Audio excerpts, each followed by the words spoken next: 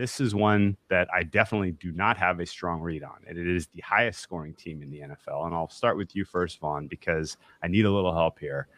Typically, the highest scoring team is not necessarily the best offense. It's not even it's definitely not the best team. And it's usually not even the best offense. It has to do, there's an element of team needs to be playing the full 4 quarters if they're going to be, kind of in contention for that top scoring team. Anyone that kind of fits that blueprint or archetype as you look across the teams competing for this year's NFL Super Bowl? Yeah, well, a lot of the favorites in this one is AFC teams, and they have a lot of the firepower offensively. And, you look at, to your mark, what you were just saying about betting a team like during the season instead of the win total. We look at the over-unders on some of these teams, and it's kind of the same degree if you want to talk about that. But like the Chiefs, the Chargers, the Bills, if you bet these teams week in and week out, you would barely make a profit in the season. For the Bills example, they were 10-9 to the over. You would have made $9, but they were one of the highest scoring teams in the NFL last season. And the Chargers and Chiefs, same way. These teams all caught fire towards the end of the season. So sometimes, it's hard to bet these teams at the same point consistently throughout the season, but you can find stretches where they put up tons of points. You could bet their team totals. But if we're looking at teams that are going to put up points this year, I mean, the Bills are number one team for me when it comes to the AFC market. I mean, they got James Cook, which I think will help their backfield. O.J. Howard will back up Dawson Knox, which is a nice compliment. But Jameson Crowder, look out for him in fantasy. That guy's going to go off this year in the slot, in my opinion, for them. And the Niners, we already beat the drum a little bit on them, but they're at 15-1 right now. I think that's some significant value for a team, like I said, with Trey Lance, who's going to throw the ball deep a lot more often, and they're going to extend the field. They just got to get Deebo Samuel's contract situation cleaned up. But those are two teams I like a lot in that market.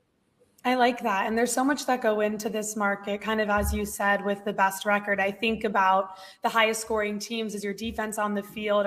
Can they stay on the field? Is your offense coming back a lot? What are the coaching decisions like Brandon Staley? There's so many variances that go into betting this market that I too am a little bit confused with the highest scoring, just as it comes down to decisions, especially towards the end of the game. So Jay, what would your advice be as we look to bet this market from a bookmaking perspective?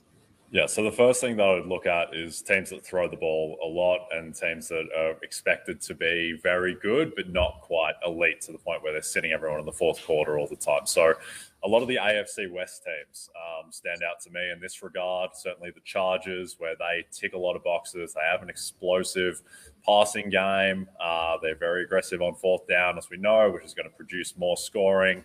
Also, the Raiders, who didn't score very well last season, but adding Devontae Adams to Hunter Renfrow, Darren Waller, Derek Carr has shown that he can throw for a ton of yards. So they're a team that might be playing catch-up a bit as well. And then if you like another long shot, I'd look at the Vikings at 20-1, where they fit that good but not absolutely elite kind of team. And I think that the Vikings are being a little bit slept on in terms of their offense and individual markets around players like Kirk Cousins and Justin Jefferson, because they were a team that has run the ball to their detriment too much the past couple of years, and that should be an explosive passing offense. Kirk Cousins is fine. He's a good quarterback. Justin Jefferson might be the best receiver in the league after this season. So that's just another team that I'd look at.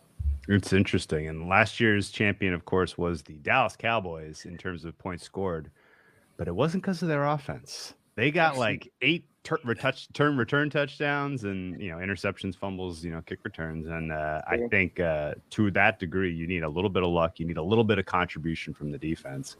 I guess, Vaughn, is there a process of elimination here where we can kind of rule out some of these teams that are at least considered in the top 10? I think there's a team that you could absolutely rule out that's high up on the board, and that's the Rams. I mean, Jay actually just said something about the Vikings and how their offense is going to, I think, be a lot better this year. They got Kevin O'Connell, the OC from the Rams, and they also got the tight ends coach, who's the passing game coordinator, Wes Phillips. So the Vikings are definitely going to be a pass-happy offense. And with Justin Jefferson, I mean, I'm buying all the stock on the Vikings this year. So I love that 20-1 look. I think the Rams will take the step back. Obviously, losing the coaching, playing toughest strength of schedule, one of the hardest ones. Super Bowl champions, no easy feat to defend that. So, throw them out the window right away, in my opinion. And I love that Vikings look. But AFC West, I definitely want to ask your opinion, Jay, on this too, because, we talked about the win total. I'm fading the Raiders this year. Like, I felt like the Raiders were a very lucky team last year. But that look on their offense, scoring the most points, is good because they trailed in 15 out of 17 games last year. They played catch up a ton, and they were great in one-score games. So I can't disagree with that look, but I'm also fading them on their win total because I think that they're an overrated team. So that's one way maybe I can get my money back and hedge out.